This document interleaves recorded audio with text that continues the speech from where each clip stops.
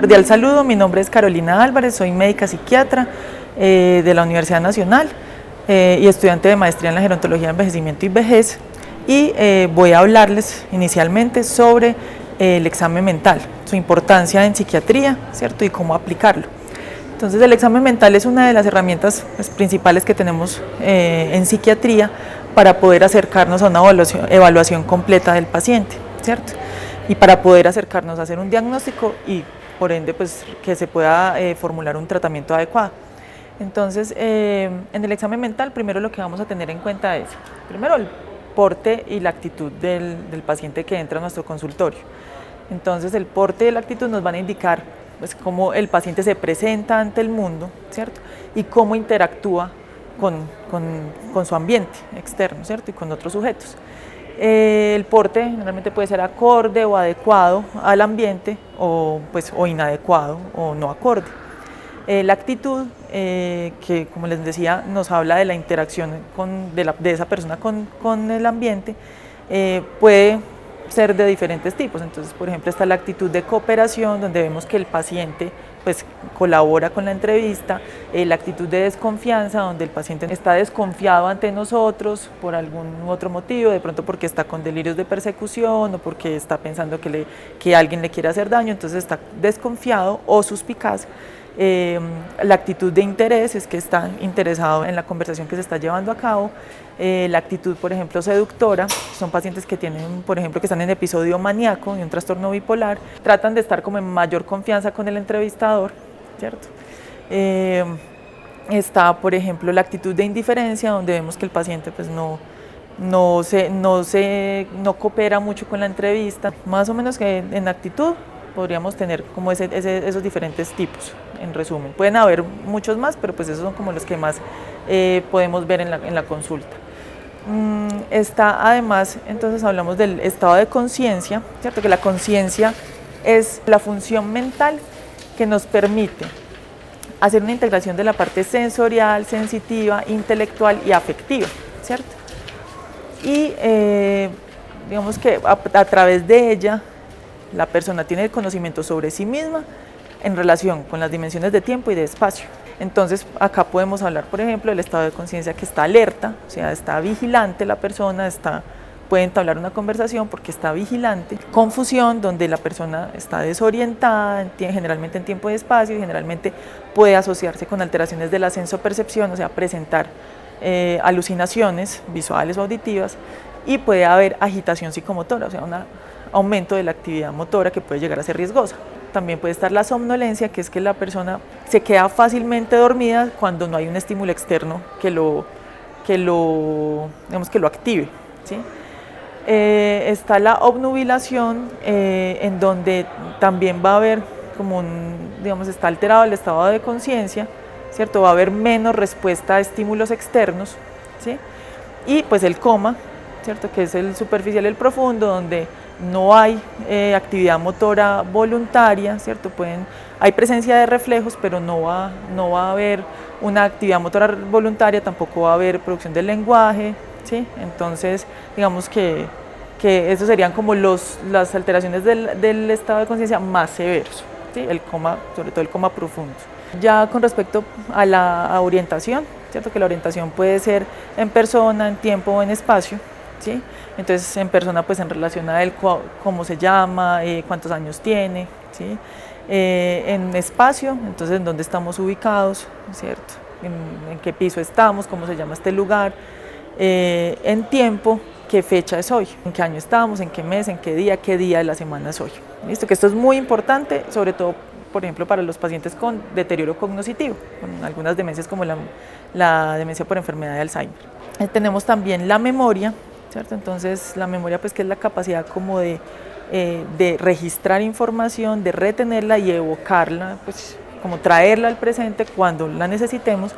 Entonces digamos que en esa función mental podemos evaluar la memoria inmediata, que es ahora mismo. Entonces, ¿cómo la evaluamos? Le decimos a la persona o al paciente, le voy a decir 3 palabras y usted me la repite inmediatamente. Entonces, árbol, casa, lápiz, ellos la repiten inmediatamente.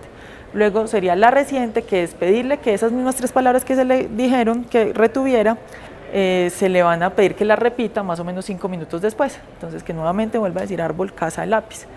Y está la memoria remota, que es como, hace referencia más a todos los datos biográficos de la persona, ¿cierto? Entonces lo de antes, dónde nació, cómo se llaman sus padres, cuántos años tienen, todo lo que tiene que ver con la biografía de la persona. De alteraciones, entonces, ¿qué podemos encontrar? La hipermnesia, ¿cierto? Que es como el registro como anormal de demasiada información, ¿sí? De pronto la persona está, también como la memoria está tan asociada con la atención, muchas veces el estar más atento, o sea, estar hiperproséxico, puede permitir que la persona capte más detalles y que los guarde, los registre, ¿sí? Por eso puede haber asociado a alteraciones de la atención también esta alteración de la hipermnesia. Y está la amnesia, ¿cierto? Que es como la falta de registro de evocación de algunos eventos, puede ser anterógrada o retrógrada. La alteración de la memoria anterógrada, entonces vamos a ver que hay una dificultad para evocar, ¿cierto? Y registrar nuevos como recuerdos y eventos que se dan posterior al evento desencadenante, pues que genera la alteración en la memoria. Y la retrógrada va a ser de la dificultad para evocar o registrar esos recuerdos previos al evento desencadenante. Tenemos también otra parte importante del examen mental, que es la atención. Entonces la atención, pues que es la capacidad de fijarnos en un solo estímulo o en varios estímulos al mismo tiempo, ¿cierto? Pero sin perder la continuidad en ese estímulo. Entonces podemos tener aquí 2 alteraciones, que pueden ser la hiperprosexia, que es cuando la persona está demasiado atenta, está demasiado enfocado en un solo estímulo, ¿sí? La hipoprosexia, que se le dificulta mantener como la atención fija sobre un estímulo, no puede prestar atención sobre ningún estímulo. Y está también la distractibilidad o la disprosexia, que es, digamos, que el cambio del foco de atención en diferentes estímulos, ¿sí? Sin poder fijarlo en uno específico, ¿sí? Que por ejemplo la disprosexia es muy frecuente en los pacientes que están en un episodio maníaco del trastorno bipolar. Otro aspecto importante de evaluar, entonces, está el pensamiento, ¿cierto? Entonces en el pensamiento podemos evaluar, por ejemplo, las alteraciones en el curso, en el contenido. En el curso, entonces podemos evaluar si hay alteraciones en cómo las ideas se asocian, ¿cierto? Entonces podría haber pérdida de asociación de ideas o asociación laxa de ideas, ¿sí? Que es la pérdida de asociaciones, es cuando el paciente habla de diferentes temas pero no se entiende lo que está, o sea, están inconexas todas las ideas. La asociación laxa de ideas es que tienen alguna asociación, pero igual es difícil seguir el discurso de la persona. Está también en el curso, por ejemplo, otras alteraciones en la velocidad, por ejemplo, del pensamiento, como la taquipsiquia, ¿cierto? La taquipsiquia, que es un aumento es como el pensamiento acelerado, ¿cierto? Es un aumento de la producción de ideas continuas, ¿sí? Que se van a expresar verbalmente como taquilalia, o sea, la incapacidad como de detener a la persona cuando está hablando, porque el lenguaje es muy fluido, pero es difícil de detenerlo. También está la bradipsiquia, por el contrario de la taquipsiquia, sería como un enlentecimiento, ¿cierto?, del pensamiento. Lo podemos ver, por ejemplo, en los pacientes que están deprimidos, ¿sí?, que tienden a ser más lentos para sus respuestas. Eso sería en el curso, y en el contenido ya vamos a tener, están, por ejemplo, las ideas delirantes, las ideas obsesivas, las ideas fijas, ¿sí?, las ideas sobrevaloradas. Entonces, dentro de estas, por ejemplo, las ideas delirantes, que son ideas en las que la persona cree fijamente que son ciertas, ¿cierto? Son irreductibles. La persona está convencida de que son así. Entonces, por ejemplo, están los delirios o las ideas delirantes de persecución, las ideas delirantes de daño, ¿sí?, donde la persona piensa que alguien lo quiere matar, que lo están buscando para hacerle algo, que lo están persiguiendo. También están, por ejemplo, las ideas delirantes de grandiosidad, donde, por ejemplo, o megalomaníacas, donde, por ejemplo, la persona dice que generalmente hablan de cosas místicas, que también pueden haber delirios místicos religiosos asociados con delirios de grandeza o de grandiosidad, donde dicen, por ejemplo, que son Dios, o que son iluminados, que son seres espirituales y que están superiores a los demás. Entonces ahí vemos como la conjugación de esos dos delirios. También están los delirios celotípicos, por ejemplo, las personas que siempre creen que su pareja les está siendo infiel, entonces buscan pruebas por todas partes, pero en realidad nunca está pasando nada. Otras alteraciones del contenido del pensamiento están también las ideas obsesivas, ¿sí? Entonces las ideas obsesivas hacen referencia a ideas parásitas, como intrusivas, ¿cierto? Que se meten en el pensamiento de la persona sin que esa persona lo quiera y generan mucha ansiedad, ¿sí? Entonces, por ejemplo, hay personas que hablan de ideas obsesivas de agresión, entonces se imaginan agrediendo o tienen imágenes o pensamientos de agredir a sus familiares, pero no significa que lo vayan a hacer o que lo quieran hacer, sino que simplemente es una idea que aparece de la nada. Están las ideas sobrevaloradas, no son como las ideas delirantes que son difíciles de reducir, sí se pueden reducir, pero la persona también tiene una creencia firme sobre ellas, solo que no es tan fija como en los delirios. ¿Sí? Entonces, por ejemplo, eso lo vemos en las depresiones, por ejemplo, las ideas sobrevaloradas de minusvalía, ¿cierto? Entonces, en el que la persona dice es que yo no sirvo para nada, es que yo no soy lo suficientemente bueno, no soy lo suficientemente inteligente, entonces, que son pensamientos que pueden ir mejorando a medida que se les va exponiendo como objetivamente, ¿cierto? Como que eso no es así, que no es del todo cierto, y eso va mejorando a medida que va mejorando, por ejemplo, en este caso la depresión, que está muy asociada con esas ideas. Por otro lado, entonces ya tenemos el pensamiento, por otro lado está la evaluación del afecto. Entonces en el afecto podemos hablar del origen, entonces en el origen podemos hablar de alteraciones que nos indican que de pronto ese afecto o ese estado emocional que se está reflejando no va acorde con la situación. Entonces, por ejemplo, hablamos de afecto inapropiado, cuando el afecto no tiene relación con la situación, ¿cierto?, externa de la persona. Por ejemplo, la persona está mencionando que está muy triste, pero está a carcajadas, ¿sí? Entonces eso no sería algo normal, entonces diríamos ahí, es un afecto inapropiado. En algunas otras ocasiones también lo han llamado afecto como disociado, ¿cierto?, porque no tiene relación lo que expresa con lo que está diciendo la persona. También está la anedonia, ¿sí?, también el afecto como anedónico, que habla sobre la incapacidad de sentir placer, ¿sí? Entonces ese sería otro tipo de afecto. Y también estaría la labilidad afectiva, ¿sí? Entonces en la labilidad afectiva vemos que puede haber, digamos, cambios bruscos en el estado de ánimo que pueden o no estar como precipitados por un factor externo, ¿sí? Entonces, por ejemplo, no sé, una persona está hablando sobre su vida, sobre lo que le pasó el día de hoy, que de pronto no menciona nada negativo, pero en algún momento empieza a llorar de repente, ¿sí? Entonces vemos ahí que no hay ninguna asociación con esa parte. También está en el afecto, también tenemos que ver la intensidad, ¿cierto? La intensidad de la expresión emocional. Entonces, por ejemplo, podemos hablar del afecto hipertímico. El afecto hipertímico es como una expresión, una intensidad muy elevada, exagerada, ¿cierto?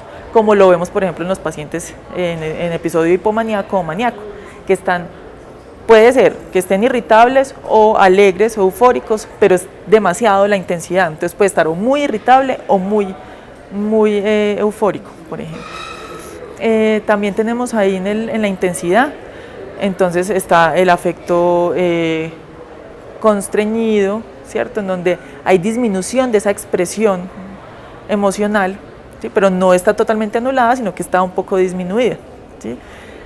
El afecto embotado, en donde vemos que también hay una reducción mayor de esa expresión emocional, pero no todavía nula.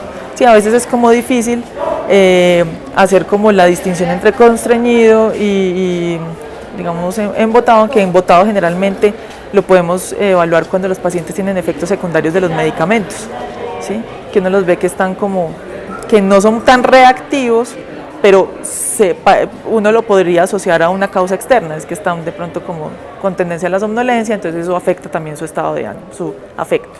Y está el afecto plano, ¿sí?, que ya es como una reducción muy marcada de la expresión emocional, casi, que podríamos decir que es casi nula, hay muy poca reactividad afectiva. Y este caso lo vemos, por ejemplo, en los pacientes con una esquizofrenia, sobre todo los pacientes que están más deteriorados, ¿sí? Que llevan ya varios años con la enfermedad, podemos ver que la reactividad es muy poca, ¿sí? que la expresividad pues es casi nula. Bueno, y otra parte importante del afecto es evaluar el tono, ¿cierto? Entonces en el tono ya podemos, por ejemplo, determinar si es un afecto de tono triste, de tono ansioso, ¿cierto? Si es pues, de tono triste o, por ejemplo, de afecto deprimido, ¿sí? O, por el contrario, si es un afecto eufórico, ¿sí? Expansivo, en el cual decimos la persona está ya, digamos, tiene un afecto, como les mencionaba, hipertímico, porque la intensidad es muy elevada y además está demasiado alegre, ¿cierto? Está demasiado contento. Entonces ahí podríamos hablar de expansivo, eufórico. También podemos hablar del afecto de tono irritable, ¿cierto? Cuando hay, por ejemplo, una causa específica por la que la persona está irritable, o afecto disfórico, cuando hay como un malestar, ¿cierto? La disforia hace referencia a un malestar, ¿sí? Que se expresa a través del estado del afecto, que podría ser irritable o triste, pero generalmente hace referencia a un malestar, ¿sí? Puede ser parecido al de la irritabilidad, pero en la disforia generalmente no hay una causa específica que lo genere. Ya podemos pasar a otra parte importante también del examen mental, que es la parte de la sensopercepción, ¿cierto? Entonces en la sensopercepción hablamos pues todos los estímulos que llegan al ser humano a través de los órganos de los sentidos. Principalmente acá podemos evaluar la presencia de alucinaciones, ¿cierto? Dentro de ellas pues las alucinaciones visuales, las alucinaciones auditivas, que las visuales y auditivas ambas pueden ser tanto simples como complejas. Por ejemplo, las visuales simples, como ver destellos, lucecitas; complejas cuando ya son formadas y ya, por ejemplo, dicen ya vi una persona, ¿cierto? Como que alcanza a ver pues como todos los rasgos de esa persona. Y auditiva, en las que las simples pueden ser ruidos, silbidos o como sonidos no tan claros. Y las complejas, que sí serían ya, por ejemplo, escuchar una voz que le dice claramente cosas, ¿sí? Una o varias voces, como puede ocurrir, por ejemplo, en la esquizofrenia. Generalmente son varias voces que hablan entre ellos o que hablan sobre lo que está haciendo la persona con la enfermedad. Acá hay otros dos tipos de alteraciones sensoperceptivas que son normales, ¿sí? Entonces, por ejemplo, están las hipnagógicas e hipnopómpicas. Las hipnagógicas son las que se van a presentar antes de despertar, ¿sí? Antes del despertar. Entonces, algunas personas pueden decir que ven cosas o que escucharon algo antes de despertarse. Y las hipnopómpicas son inmediatamente, pues cuando ya se está iniciando, el sueño profundo, ¿cierto? Entonces empiezan a presentar también o alteraciones sensoperceptivas visuales o auditivas, pero eso nos puede pasar a cualquiera, no tiene un significado patológico. Otras, por ejemplo, como las alteraciones sensoperceptivas táctiles o ápticas. Entonces en los de la persona puede decir sentí que toqué algo, que son las activas, o sentí que me tocaron a mí, por ejemplo, que son las pasivas, las alucinaciones ápticas o táctiles pasivas. Otra parte también que es importante indagar, entonces, es la parte de la conducta motora, ¿cierto? La conducta motora se podría evaluar pues como en dos de sus grandes componentes, que serían la volición y la ejecución. Entonces, en la volición, ¿qué vamos a ver? La volición hace referencia a la motivación por hacer actividades, ¿cierto? Y la ejecución, entonces, ya pues como el ir a hacerlo, ¿sí? Y la conducta motora, la cual tiene pues dos componentes, que son la volición y la ejecución. Entonces, en la volición, que hace referencia a la motivación para realizar las actividades motoras, entonces estaríamos hablando de la abulia, cuando no hay motivación para realizar la actividad motora, ¿cierto? Esto es muy frecuente en los pacientes con diagnóstico de esquizofrenia, con diagnóstico de depresión, ¿cierto? Podríamos hablar también de la hiperbulia, ¿cierto? Bueno, la bulia asociada con la hipobulia, que sería o anulación completa de la motivación o disminución de esa motivación. O sea, todavía queda algo de motivación para realizar los actos, pero se hacen con mucha dificultad. Y la hiperbulia que hace referencia al aumento pues, de la motivación para hacer cosas, ¿cierto? Por ejemplo, los pacientes con trastorno bipolar en un episodio maníaco, que están motivados y que su conducta motora, digamos que hay aumento en la actividad motora, ¿cierto? Porque están hiperbúlicos. En la ejecución podemos hablar, por ejemplo, de la hiperquinesia, ¿cierto? Donde hay un aumento de la actividad motora, pero con un objetivo sí, podría ser un objetivo determinado y no es riesgosa, ¿cierto? Generalmente. La hipoquinesia, que es la disminución de esa actividad motora, ¿cierto? Que es frecuente, por ejemplo, en los pacientes con depresión. La bradiquinesia, que hace referencia al enlentecimiento de los movimientos, ¿sí? Por ejemplo, esto puede pasar en pacientes con depresión, pero también puede pasar, por ejemplo, en los pacientes, o pasa con frecuencia en los pacientes con enfermedad de Parkinson, ¿sí? Que vemos que tienden a tener una marcha pues, magnética y muy enlentecida. Bueno, y también vemos acá, por ejemplo, la agitación psicomotora, que ya es una actividad motora exagerada, pero que puede llegar a ser riesgosa y generalmente está asociada a un malestar, ¿cierto? Ya sea interno o externo, pues de un malestar con procesos internos o con algún proceso medioambiental que puede llegar a generar pues, un riesgo en el paciente. Y la fatigabilidad, que también nos puede hablar de procesos como la depresión, en el que hay un cansancio extremo, pero no hay una causa física que lo justifique. ¿Listo? Entonces, ahí podríamos decir que está asociado a algo afectivo o emocional. También está el lenguaje, ¿cierto? En el lenguaje podemos evaluar, por ejemplo, si hay presencia de disartria, que es la dificultad para la articulación de las palabras, que es muy frecuente, por ejemplo, en pacientes con eventos, con accidentes cerebrovasculares. La afasia, que es que puede ser motora o sensitiva, la dificultad para comprender, ¿cierto? O para expresar el lenguaje. También tenemos, por ejemplo, la disgrafia, que es la dificultad para en el lenguaje escrito, ¿cierto? La dislexia, que es la dificultad para la lectura, por ejemplo, a veces se confunden dos letras, ¿sí?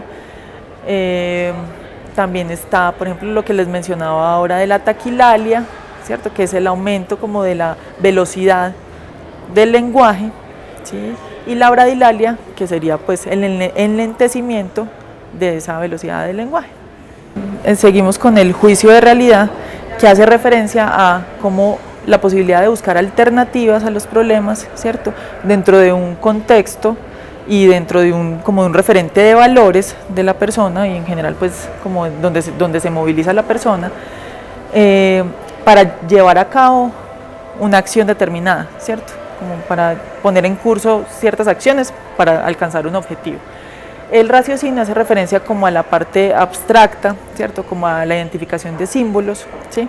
Y no solo a la identificación, sino como a la interpretación de estos. La introspección hace referencia a la capacidad de conocimiento que tiene cada uno sobre su personalidad, sobre sus eventos vitales, sus circunstancias vitales y pues también sobre su medio ambiente, y reconocer, por ejemplo, en los pacientes con trastorno mental, que hay alguna enfermedad y que pues requiere un seguimiento y que requiere un tratamiento, ¿cierto? Entonces, cuando decimos que tiene una introspección adecuada es porque la persona reconoce que tiene una enfermedad y que tiene cierto tipo de dificultades y que requiere pues cierto tipo de tratamiento o de ayuda. Y por último, la prospección, que hace referencia como a los planes futuros, ¿cierto? A cómo la persona está evaluando el seguir con su vida, pero qué tan realistas son esos, digamos, planes que tiene a futuro y si son realizables o están por fuera pues como de la lógica. ¿Listo? Entonces acá terminamos la parte de examen mental. Igual quedan anexos algunos documentos para que puedan ampliar cada una de los ítems.